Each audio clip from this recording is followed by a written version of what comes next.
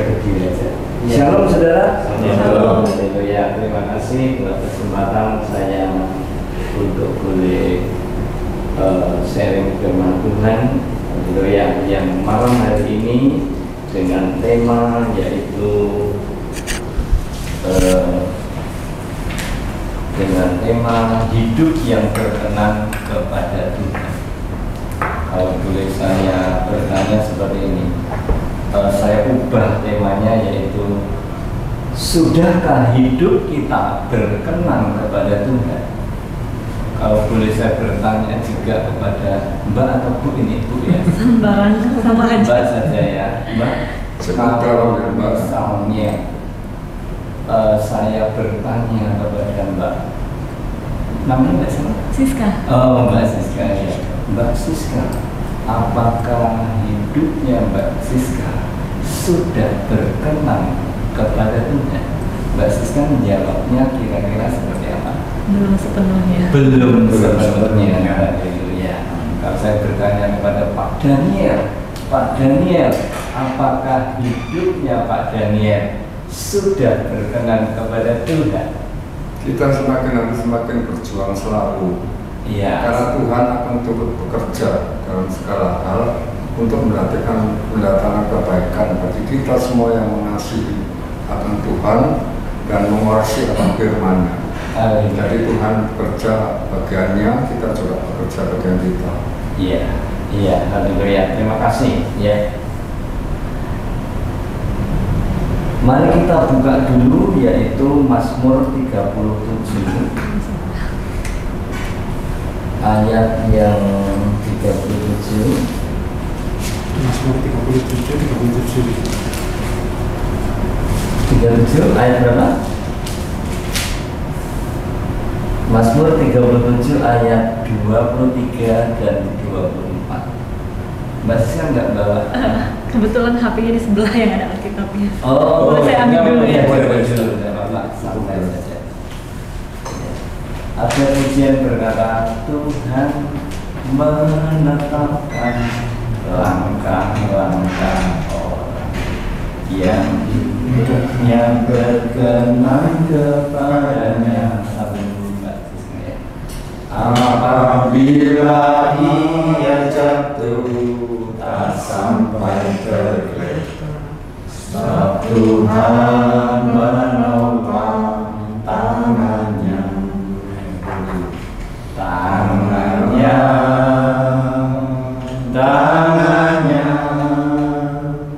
sebab Tuhan menopang tangannya. Apabila ia jatuh tak sampai tergeletak, sebab Tuhan menopang tangannya. Mari kita buka Mazmur 37 ayat 23 sampai 24. Saya tunggu yang masih belum ketemu, Mbak Siska sudah ketemu ya? Sudah. Ya, mari kita baca bersama-sama dengan hitungan yang ketiga. 1, 2, 3. Tuhan menetapkan langkah-langkah orang yang hidupnya berkenan kepadanya. Apabila ia jatuh, tidaklah sampai tergeletak, sebab Tuhan menopang tangannya. Kalau hidup kita berkenan kepada Tuhan, maka langkah-langkah hidup kita akan ditetapkan oleh Tuhan. Apabila kita jatuh, tidak sampai tergeletak, sebab tangan Tuhan menopang. Sebab Tuhan menopang tangan kita. Bukan berarti orang Kristen harus jatuh, tetapi apabila jatuh tidak sampai tergeletak. Pengalaman kesaksian saya jatuh miskin 2 kali, tidak sampai tergeletak. Tuhan menopang tangan saya sehingga saya kembali dipulihkan. Haleluya. Ya. Saya catat ada 3 poin yang Tuhan menyatakan kepada kita bahwa aku berkenan kepadanya. Yang pertama adalah Ibrani 11 ayat 5.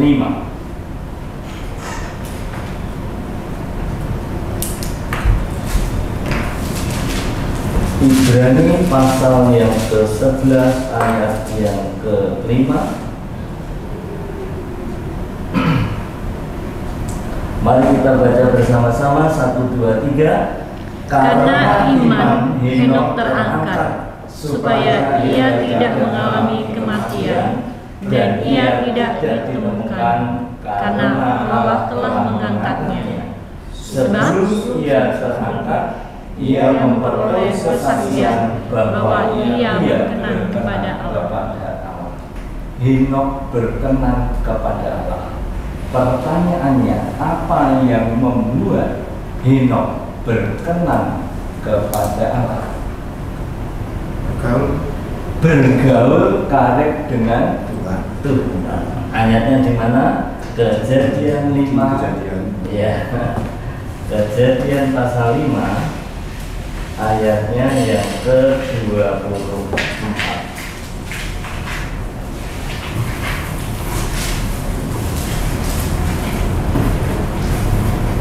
Kejadian pasal yang ke-5 ayat yang ke-24.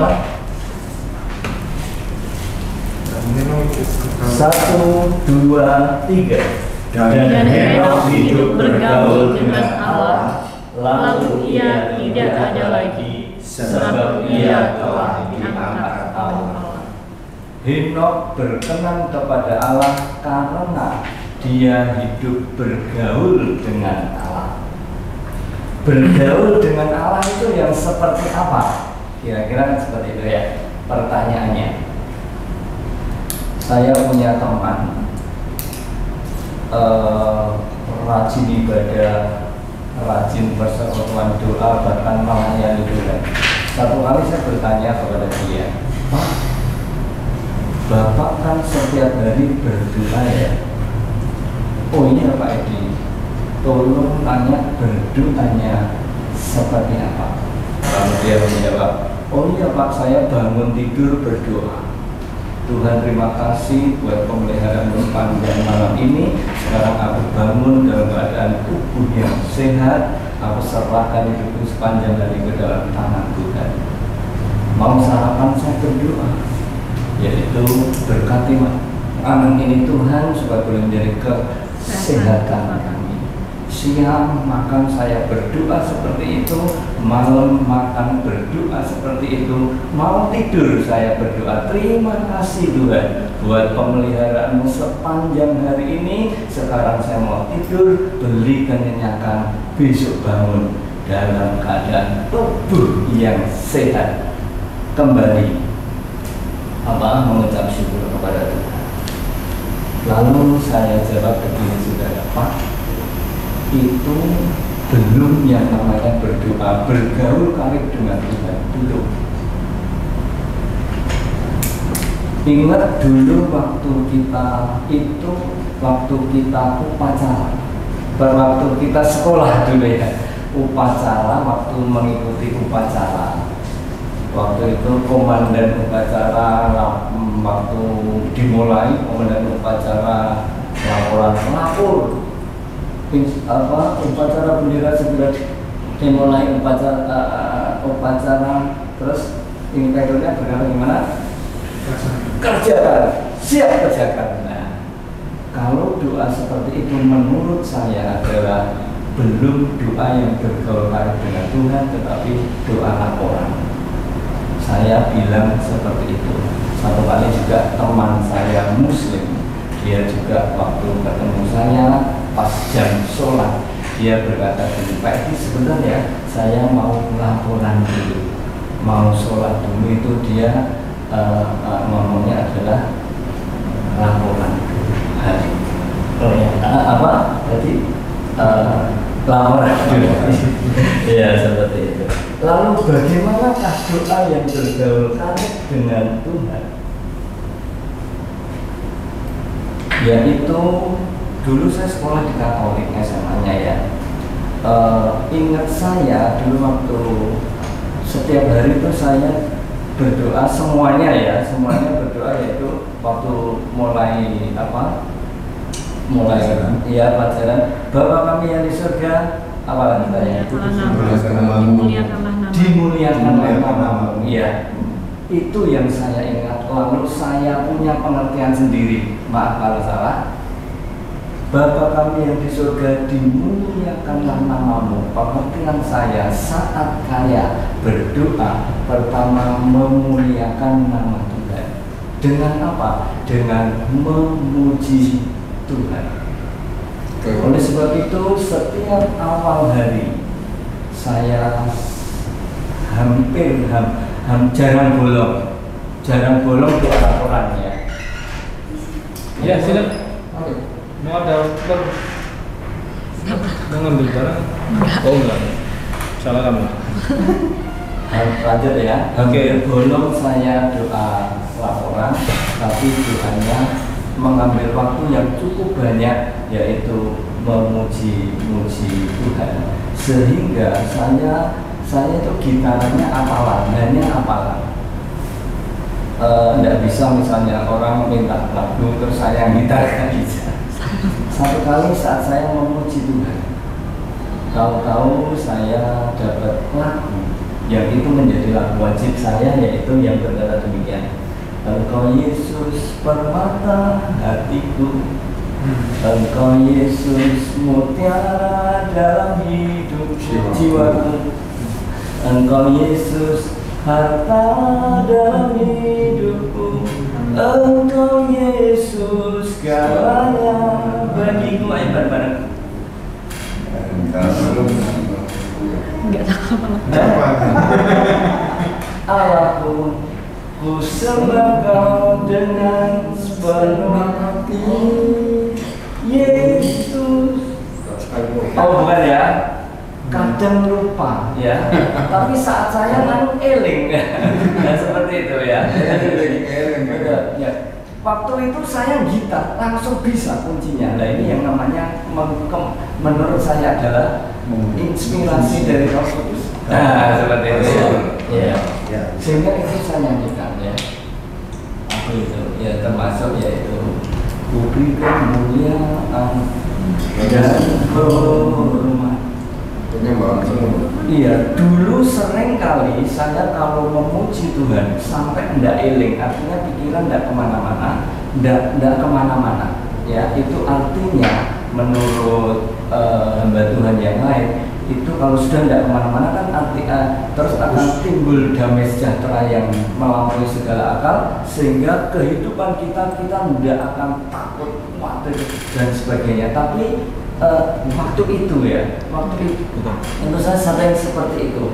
Hanya hari-hari ini karena saya cukup sibuk pekerjaan sehingga kurang seperti itu. Tapi saya tetap kepingin mengejar waktu seperti itu. Yaitu bergaul dengan Allah. Bergaul karib dengan Allah, yaitu Bapa di surga, dimuliakanlah namamu. Menurut saya memuji-muji Tuhan terlebih dahulu untuk bisa sehingga ada damai sejahtera yang melampaui segala akal, membuat kita kuat dan terus seperti itu. Ya. Sekarang Ibrani 13 ayat 15. Ibrani 13 ayat 15. Ya. Ibrani ya. Ibrani 13 ayat 15. Ibrani 13 ayat 15. Seringkali kita mengucap syukur, pokoknya ucap syukur. Ada sidik-sidik ya kalau kita punya masalah dan sebagainya, mengucap syukur. Ternyata salah satunya adalah memuji Tuhan. Mari kita baca sama-sama. 1, 2, 3. Sebab itu marilah kita oleh Dia senantiasa mempersembahkan korban syukur kepada Allah, yaitu ucapan bibir yang memuliakan namanya. Mempersembahkan korban syukur dengan ucapan bibir yang memuliakan namanya adalah salah satu ucapan syukur kita kepada Tuhan. Bahkan siapa yang setiap kali selalu eling Tuhan, mau sepeda motoran, mau nyetir, selalu eling Tuhan, selalu Tuhan tolong, selalu haleluya. Nah, seperti itu selalu yang diajarkan itu berdoa senantiasa. Haleluya. Biasanya orang kalau punya bergaul karib dengan Tuhan, biasanya dia punya panggilan sebagai pendoa. Siapa? Ada hamba Tuhan berkata gini, panggilan pendoa syafaat itu adalah sebetulnya untuk semua orang. Karena apa? Kita adalah rumah doa. Kita adalah rumah doa. Rumah sakit tempatnya orang sakit, rumah makan tempatnya orang makan, rumah doa tempatnya doa. Tetapi seringkali orang tidak meresponi itu, sehingga Tuhan menjadikan ini adalah panggilan. Itu menurut hamba Tuhan yang lain ya. Saya hanya bisa menyampaikan seperti itu. Sehingga satu kali saya juga gitu. Satu kali yang pernah dulu saya sampaikan, karena saya berusaha untuk bergaul dengan Tuhan, sehingga satu kali saya menangis, diberikan hati untuk mengasihi jiwa, yaitu umat Muslim. Saat itu saya menangis, berarti saya dipanggil Tuhan untuk berdoa syafaat bagi umat Muslim. Kalau saya tidak melakukan itu, ada sesuatu, ada kegelisahan, ada yang tidak nangis, seperti itu. Haleluya. Lalu selanjutnya saudara, saat kita bergaul karib dengan Tuhan, khususnya pada awal hari, khususnya pada pagi hari, maka kita akan melihat, yaitu Mazmur 5 ayat 4. Mazmur 5 ayat 4.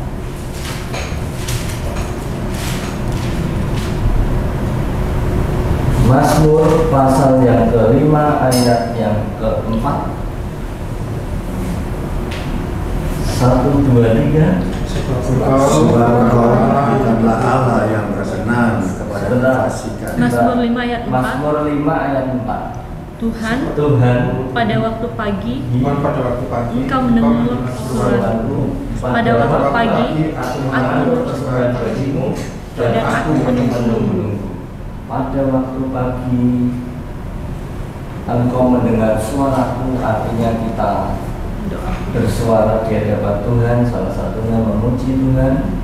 Pada waktu pagi aku mengatur persembahan bagi Tuhan, lalu aku menunggu-nunggu. Seringkali hamba Tuhan saat kita habis berdoa jangan habis amin terus wis pulang, amin terus keluar dari doa, tapi menunggu-nunggu. Nah itu juga saya tidak terlalu melakukan, tapi sudah pernah dapat pelajaran seperti itu ya. Kadang-kadang berdiam sejenak dalam nama Tuhan Yesus, amin.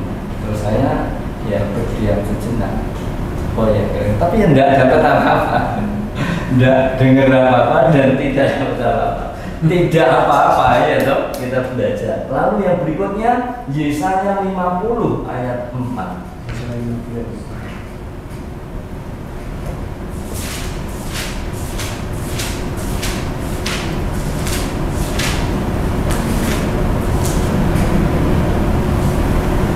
1, 2, 3. Tuhan Allah telah memberikan kepadaku lidah seorang murid, supaya dengan perkataan aku dapat memberi semangat baru kepada orang yang letih lesu. Setiap pagi ia mempertajam pendengaranku untuk mendengar seperti seorang murid. Saat kita bergaul dengan Tuhan, menurut Alkitab pada pagi hari, maka pendengaran kita dipertajam. Hikmat Tuhan seringkali ya, mungkin banyak di antara kita saat sembahyang, tahu-tahu dapat pikiran apa, pikiran yang baik, tahu-tahu dapat begitu, tahu mungkin kesaksian banyak ya, kesaksian seperti itu. Untuk mendengar seperti seorang murid, yang saya garis bawahi adalah dapat memberi semangat baru kepada orang yang lagi lesu. Satu kali teman saya gereja bareng-bareng ibadah dan sebagainya, dia punya masalah berat, tapi dia berkata gini, Pak Edi, kita ini masalahnya berat, tapi bisa memberikan kekuatan kepada orang yang punya masalah. Artinya apa? Orang dia bergaul karib dengan Tuhan, memberikan semangat yang baik kepada orang yang letih lesu. Haleluya.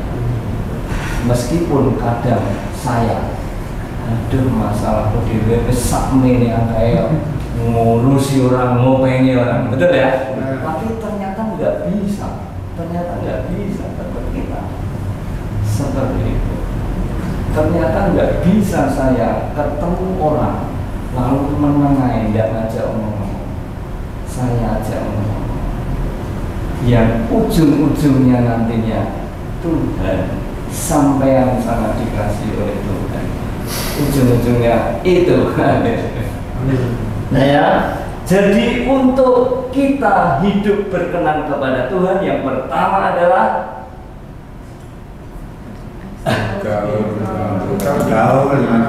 bergaul karib dengan Tuhan, ya, memuji menyembah Tuhan dan sebagainya. Tetapi perlu diingat, ada di dalam pasal ayat, tolong dibantu nanti, bahwa ada yang ayatnya yang begini. Naik, siapa yang boleh naik ke gunung kudusnya Tuhan?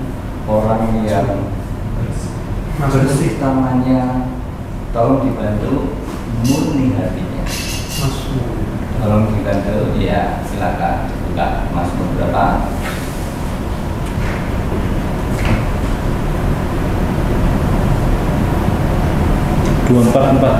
Saya nggak ada catatannya soalnya. Mazmur 24 ayat 3. 1, 2, 3. Siapakah yang boleh naik ke atas gunung kita? Siapakah yang boleh berdiri di tempat yang kudus? Orang yang bersih tangannya dan murni hatinya, yang tidak menyerahkan dirinya kepada penipuan dan yang tidak bersumpah. Memang saya juga merasa bahwa aku sakit, artinya juga melakukan dosa yang disengaja, sudah tidak berbuat jahat dan sebagainya. Tetapi saya sadar bahwa saya masih ada kesalahan yang tak disadari, yang tidak disengaja, sehingga saat saya mau masuk dalam doa, saya diajarkan oleh mentor saya, yaitu masuk dalam bab kudusan, yang artinya seperti gini kalau saya doa. Bapa di surga, sebentar aku mau memuji, menyembah, memuliakan Tuhan. Sebelumnya, tilik dan selidiki hatiku dan batinku. Apabila masih ada hal-hal yang tidak berkenan kepadamu, baik yang ada di dalam hati, pikiran, perkataan, perbuatan, penglihatan kami, bahkan yang menyakiti hati Tuhan ataupun hati manusia, motivasi kami yang tidak benar di dalam melayani Tuhan, baik yang kami sengaja maupun tidak kami sengaja, ampuni kami. Nah, ini karena di dalam kelompok pendoa yang basuh dengan kuasa darah yang kudus, itu menurut orang yang lain, Pak Ketut, dia bilang gini, tidak tahu mungkin salah ya, resminya diampuni dosanya adalah dihapus oleh darah Yesus, dengan firman yang berkata, inilah darahku, darah perjanjian yang dimakan oleh orang untuk pengampunan dosa. Ya saya ikut aja lah, mau ini kan ya, kok ya masuk akal juga. Ya, sehingga saya sudah kebiasaan gitu, misalnya ketemu orang, saya kok merasa menjengkelkan dia gitu ya, Tuhan ampuni saya kalau saya membuat dia jengkel, basuh dengan darahmu yang kudus. Itu kebiasaan saya seperti itu dulu ya. Jadi saat kita bergaul dengan Tuhan di waktu pagi hari, kita menunggu-nunggu Tuhan, lalu kita dipertajam hikmat Tuhan, sehingga langkah-langkah kita kembali yang semula, ayat semula ditetapkan oleh Tuhan. Haleluya. Kalau melenceng-melenceng, Tuhan ingatkan melalui kuasa Roh Kudusnya. Satu kali saudara, saya punya Tapi ada gini saudara, saya waktu persekutuan itu punya teman, itu bilang begini, seorang ibu ya, ngomongnya sama istri saya, Bu, orang Manado, bilang gini, Bu, jadi mami itu bilang gini sama saya, kamu kalau jadi orang Kristen jangan terlalu sungguh-sungguh, nanti banyak masalah. Bener ya ternyata ya, orang Kristen harus semakin sungguh-sungguh, masalahnya semakin banyak, betul? Tetapi semakin kuat, ya, betul ya Mbak Siska ya, haleluya, seperti itu. Jadi saudara, kembali satu poinnya, bergaul baik dengan Tuhan supaya kita berkenan kepada Tuhan. Tetapi seringkali untuk kita bergaul baik dengan Tuhan, setan tidak senang. Dia akan mendorong kita keluar dari suasana doa. Contohnya saat kita mau berdoa, mau ada telepon, ada WA dan sebagainya harus dijawab dan sebagainya. Meskipun kita sudah masuk, kadang-kadang pikiran kita kemana-mana itu didorong oleh setan, didorong untuk keluar dari suasana doa. Tetapi ingat bahwa teori berkata setiap apa yang dilakukan selama 21 kali berturut-turut maka akan menjadi kebiasaan. Nah, sehingga kita kalau sudah 21 kali berturut-turut akan menjadi biasa. Setan sudah tidak mampu lagi untuk mendorong kita. Mengapa setan itu mengganggu orang yang mau berdoa? Ini menurut pendeta lagi ya. Saya coba ngitung aja ya. Pendeta berkata demikian, saudara, setan tidak peduli saudara melayani. Setan tidak peduli saudara beribadah setiap minggu. Tidak peduli persekutuan doa setiap minggu. Karena apa? Begitu dilepaskan roh pertengkaran, bertengkar dan buyar seperti itu. Tetapi setan sangat peduli kalau ada orang yang berdoa. Makanya diganggu, didorong untuk keluar dari doa. Sebab apa? Dia tahu, setan tahu, begitu orang ini ada di dalam doa, maka punya kuasa untuk menghancurkan setan. Nah, itu dari semuanya saya dapat belajarnya dari apa ya, kadang-kadang saja. Saya hikmatnya biasanya dari para hamba-hamba Tuhan seperti itu. Jadi bergaul karib dengan Tuhan adalah salah satu yang menjadikan hidup kita berkenan kepada Tuhan. Temwari karena saya biasanya kalau dengan kelompok yang lain hanya singkat-singkat, firmannya sedikit, kesaksiannya yang banyak. Tapi saya lihat kemarin Pak Frank ayatnya banyak, sehingga saya tidak apa-apa ya. Iya, saya lihat ayatnya banyak Pak Frank, ayat gitu, sehingga saya terus gini, ayatnya juga lumayan. Saudara, satu kali juga ada bantuan berkata demikian, tingkatan doa kita sampai di mana? Apakah kita tingkatannya doa adalah tingkatan yang paling rendah, yaitu berdoa hanya fokus kepada diri sendiri? Tuhan berkati aku, berkati anakku, berkati suamiku, istriku, pekerjaanku, semuanya. Itu ternyata menurut hamba Tuhan yang lain adalah doa tingkatan yang paling rendah. Tidak apa-apa ya, tidak apa-apa. Lalu tingkatan yang nomor 2 adalah berdoa yang berfokus untuk orang lain. Mulai berdoa Tuhan, berdoa untuk buyuni Tuhan. Dalam pelayanan Tuhan pakai semakin luar biasa, semakin rendah hati, semakin mengandalkan Tuhan. Nah itu ya. Lalu doa tingkatan yang ketiga adalah doa peperangan, berdiri antara manusia dengan setan memakai kuasa Tuhan. Lalu yang terakhir tingkatan yang paling tinggi, apa kira-kira saudara? Tingkatan doa yang paling tinggi. Tapi menurut orang ini ya kalau Alkitab biasa saya enggak ya, nanti Pak Kedut atau Pak Martin bagiannya. Kira-kira apa tingkatan doa yang paling tinggi? Langsung saja saya sampaikan, yaitu doa yang hanya berfokus kepada Tuhan, sudah tidak minta, apa? Yaitu memuji Tuhan. Memuji Tuhan kan sudah tidak minta apa-apa ya. Nah, demikian juga satu kali juga saya pernah ikut di kelompok pendoa yang orang nasional, yang dari pimpinan nasional datang, dia bilang gitu bahwa tingkatan doa yang paling tinggi adalah bermazmur.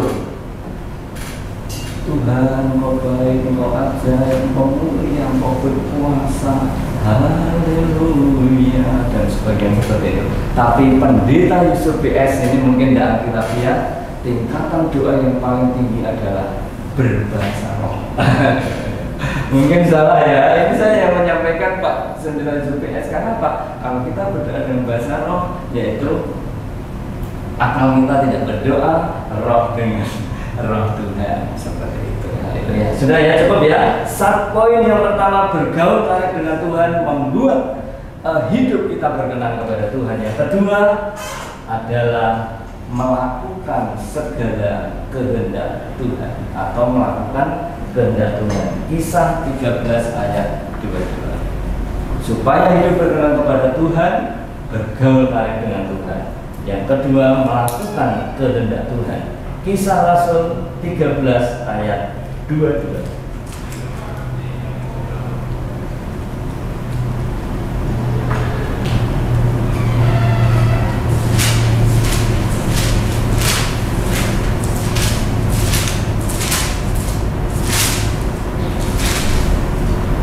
Satu, dua, tiga. Setelah Saul disingkirkan, Allah mengangkat Daud menjadi raja mereka. Tentang Daud, Allah telah menyatakan, Aku telah mendapat Daud bin Isai, seorang yang berkenan di hatiku dan melakukan segala kehendakku. Tuhan menyatakan Daud seorang yang berkenan di hatiku karena dia melakukan segala kehendak Tuhan. Ternyata Tuhan itu tidak memperhitungkan kesalahan dosa kita. Dosanya Daud kurang apa ya saudara, dia dengan Bathsheba itu, tapi dia tidak memperhitungkannya. Dia berkata bahwa aku berkenan kepada Daud karena Daud melakukan kehendak Tuhan.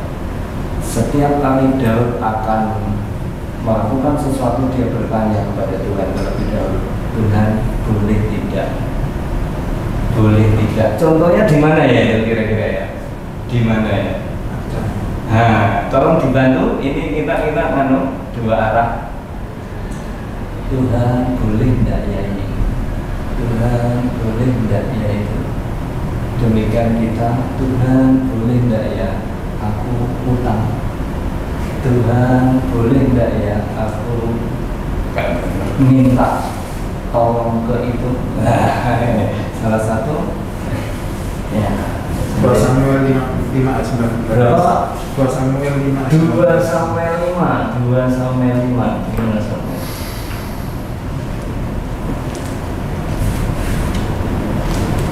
Bertanyalah Daud kepada Tuhan. Iya. Ya Pak, silakan lanjut. Bertanyalah Daud kepada Tuhan, apakah aku harus maju melawan orang Filistin? Akan kau serahkankah mereka ke tanganku? Lalu Tuhan menjawab Daud, majulah, sebab aku pasti akan menyerahkan orang Filistin itu ke dalam tangan. ya, ya. Jadi Daud selalu bertanya kepada Tuhan, melakukan kehendak Tuhan. Berarti kalau dalam zaman sekarang melakukan kehendak Tuhan berarti harus membaca firman Tuhan, betul ya? Karena kehendak Tuhan ada di dalam Alkitab. Iya.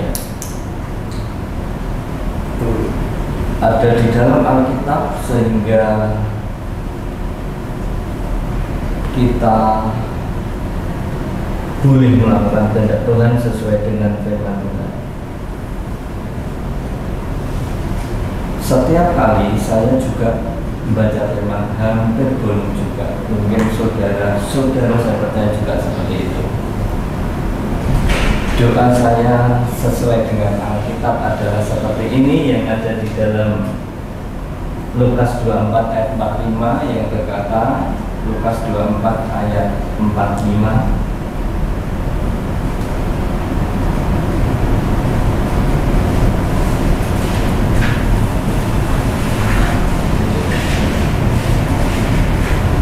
satu dua tiga.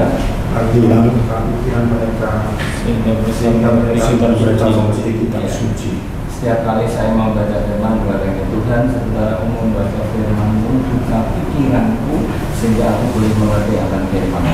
Setelah mengerti, maka akan melakukannya. Tapi sebelumnya saya juga selalu berdoa seperti ini. Roh doa, berikan aku roh doa, roh syafaat-Mu, roh yang lapar dan haus akan kebenaran firman Tuhan ada atasku. Roh yang berjaga-jaga dalam doa, saya setiap kali berdoanya gitu. Roh yang berjaga-jaga dalam doa, roh yang lapar dan haus akan kebenaran firman, roh doa, roh syafaat senantiasa tercurah atas kami. Seperti itu, ya. Iya, saudara ingat bahwa tubuh jasmani kita setiap hari makan nasi. Kalau tidak makan nasi, lemes lama-kelamaan, dan makan 2 hari 3 hari mati ya Pak. Demikian juga mereka ya di luar kita, orang Kristen yang tidak makan firman Tuhan, maka lemes, tidak sehat, lama-lama bisa mati secara rohani. Ya, melakukan kehendak Tuhan yang saat ini sedang saya lakukan adalah, bahkan ini kehendak Tuhan wajib untuk semua orang, yaitu mengemban amanat agung Tuhan Yesus. Matius 28:19-20. Siapa yang langsung apa nggak baca? Karena muridnya Pak Esra Sorul. Ya Pak ya. Muridnya Pak Esra Sorul ya, Alkitabnya harus rada ngotot.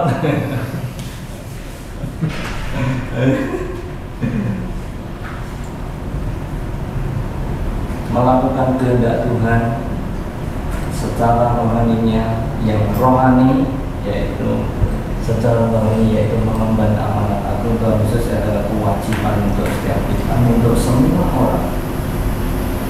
Ayo dibaca silakan. 1, 2, 3. Karena itu pergilah, jadikanlah semua bangsa muridku, dan baptislah mereka dalam nama Bapa dan Anak dan Roh Kudus. Dan ajarlah mereka melakukan segala sesuatu yang telah kuperintahkan kepadamu. Dan ketahuilah, aku menyertai kamu senantiasa sampai kepada akhir zaman. Amin. Saudara, siapa yang punya keluarga yang belum percaya Tuhan Yesus? Nah, Mbak Siska, apakah setiap kali didoakan? Selalu. Bangun tidur, mau tidur. Oh haleluya. Nah ini ya, minimal doa dulu, setelah itu nanti ketemu.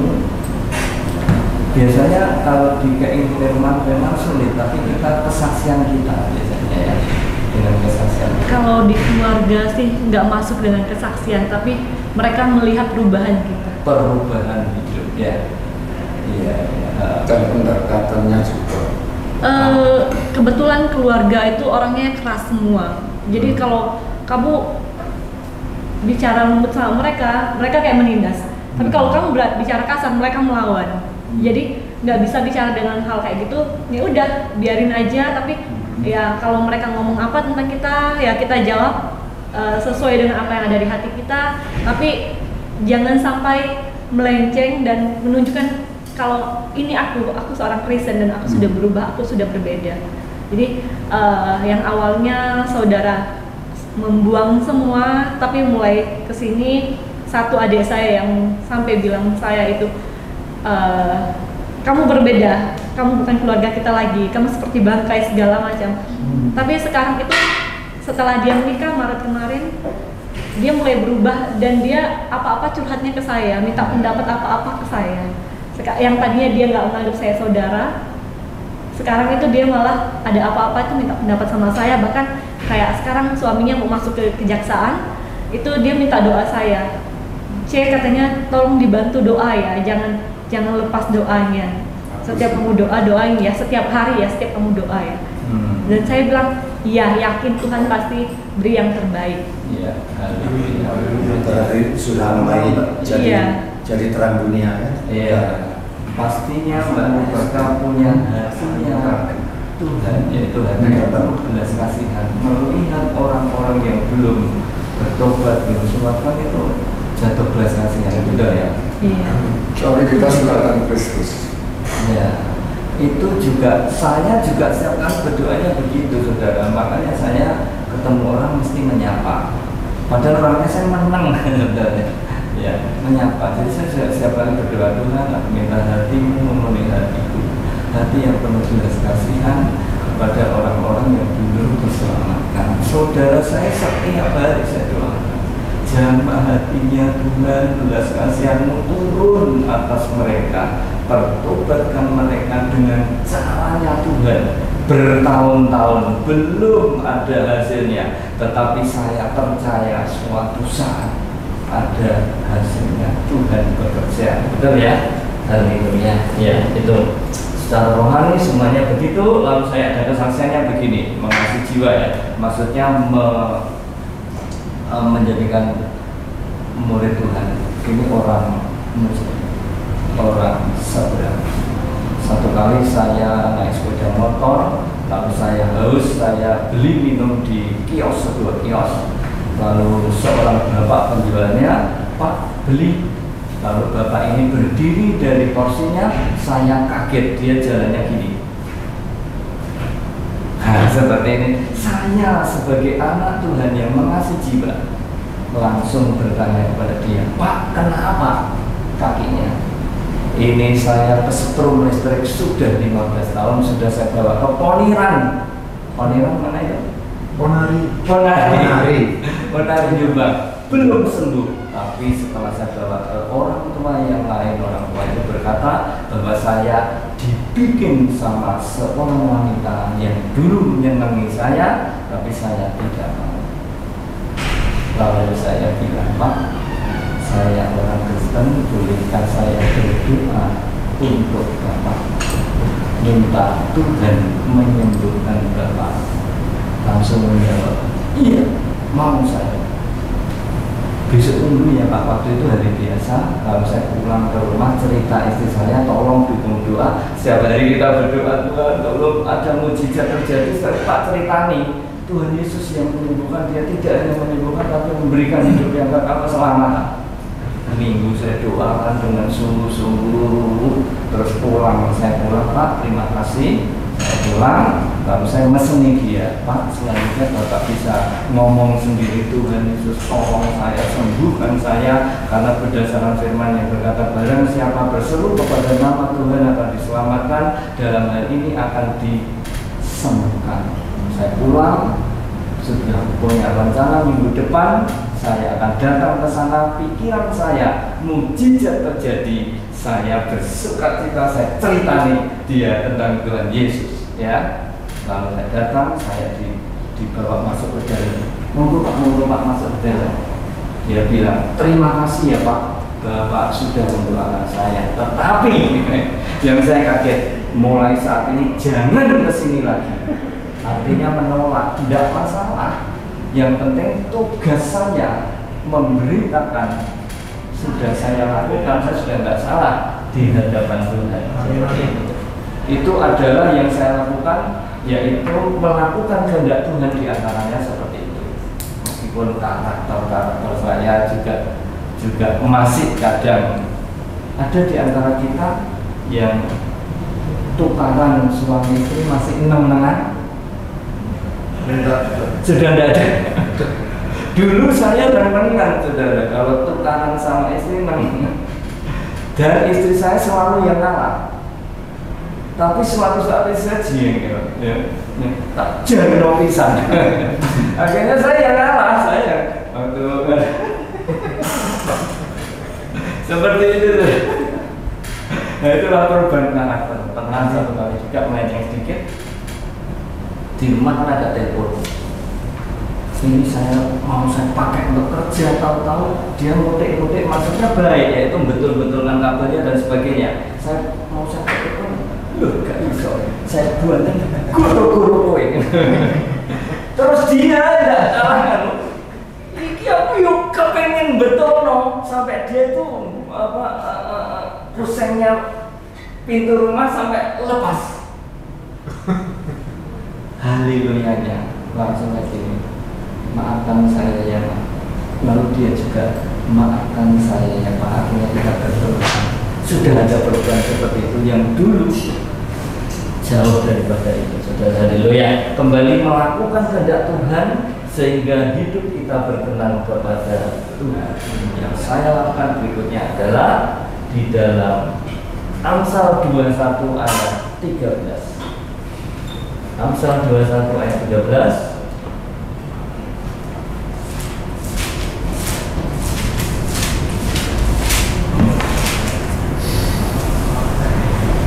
Satu, dua, tiga. Siapa menutup telinga bagi cerita orang tidak menerima jawaban kalau ia sendiri berseru-seru. Salah satu kehendak Tuhan yang saya lakukan adalah melihat orang yang lemah, saya tidak menutup telinga sehingga saya berseru-seru, Tuhan mendengar seruan saya. Sehingga seperti yang sudah saya saksikan kemarin, bahwa saya bilang sama ibu saya, meskipun tidak banyak ya, maksudnya saya, menurut ukuran saya ini diberkati Tuhan melalui pekerjaan saya. Lalu saya sampaikan istri saya untuk menjadi berkat bagi orang lain. Ternyata betul ditemukan banyak orang yang memang membutuhkan, meskipun kecil. Itu ayat tadi saya ngomong-ngomong sama istri, nah ini yang bisa sama. Iya, seperti itu haleluya. Jadi melakukan bergaul karib dengan Tuhan, melakukan kehendak Tuhan. Dan selanjutnya yang ketiga, yang terakhir adalah penuh dengan Roh Kudus. Kemarin minggu yang lalu ya mungkin saya tidak dengar, yaitu Roh Kudus ya Pak Daniel ya, ya tentang Roh Kudus ya. Ya. Lukas 3 ayat 22.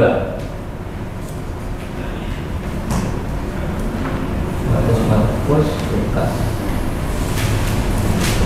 Ini contohnya Tuhan Yesus sendiri, karena selama di muka bumi dia sebagai manusia sepenuhnya dan sebagai Tuhan sepenuhnya menurut dari Pak Dut ya. Tetapi menurut, kadang saya bingung ya, menurut Pak Pendeta Yusuf BS, Tuhan Yesus selama hidup di muka bumi sepenuhnya manusia saja. Kalau dia punya 1% saja Tuhan, dia tidak akan bisa mati menurut Pendeta Yusuf BS. Tapi sekarang saya sudah mulai lebih dewasa, sehingga antara A dan B ya sudah, saya tidak akan menyalahkan yang satu, membenarkan yang lain, tidak. Ya sudahlah, monggo, itu bukan yang prinsip. Kalau yang prinsip kan pokoknya, kalau yang prinsip kan hanya Yesus. Ya kalau ada yang lain, hanya Yesus satu-satunya juru selamat yang bisa menyelamatkan. Kalau ada yang lain, berarti kan itu sudah di luar prinsipnya. Nah seperti itu ya. Ya. Lukas 3 ayat 22. 1, 2, 3. Jangan berkelah Roh Kudus dalam rupa penuh merpati ke atasnya, dan terdengarlah suara dari langit, Engkaulah anakku yang kukasihi, kepadamu lah aku berkenan. Saat Tuhan Yesus dibaptis, lalu turun Roh Kudus, lalu Bapa di surga berkata bahwa kepadamu lah aku berkenan. Ini adalah contoh, tapi contoh Tuhan Yesus. Bagaimana dengan kita? Apakah hidup kita sudah dipimpin oleh Roh Kudus? Haleluya.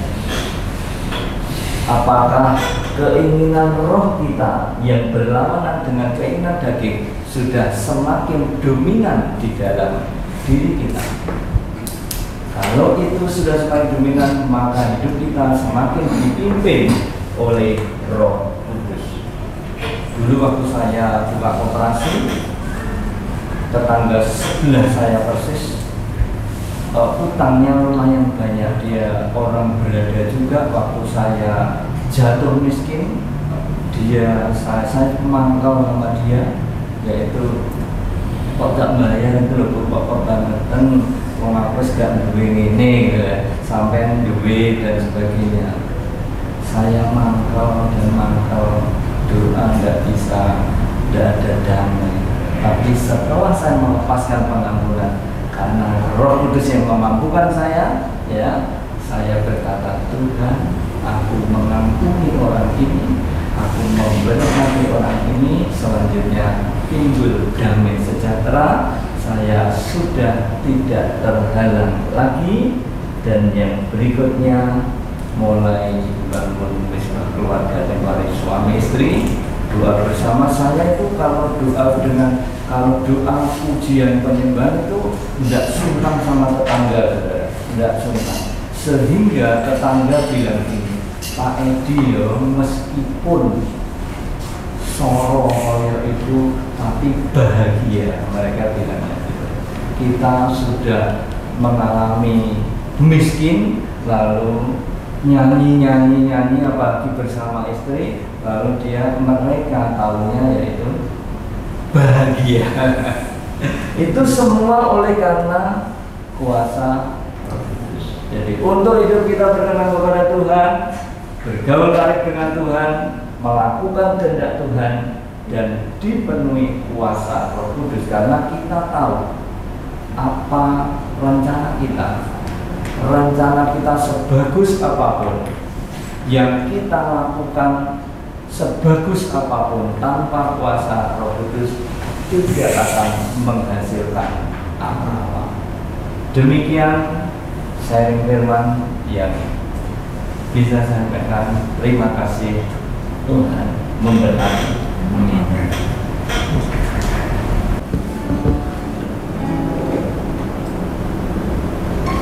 Ya, puji Tuhan, kita sudah diberkati firman yang disampaikan oleh Bapak Edi, dan juga kita sudah diberkati oleh kesaksian daripada Saudara Siska pada malam hari ini. Ya, jadi sebagai aplikasi atau penerapan daripada tema atau judul yang dibawakan pada hari ini, hidup berkenan di hadapan Tuhan. Jadi mari kita hidup berkenan di hadapan Tuhan. Mari kita melakukan kehendak Tuhan, memiliki hati yang taat, hidup yang kudus, dan memiliki kasih yang besar. Sebab jika kita hidup berkenan di hadapan Tuhan, maka kita akan diberkati Tuhan, kita akan hidup di dalam sukacita, dan kita akan mengalami satu damai yang sejati.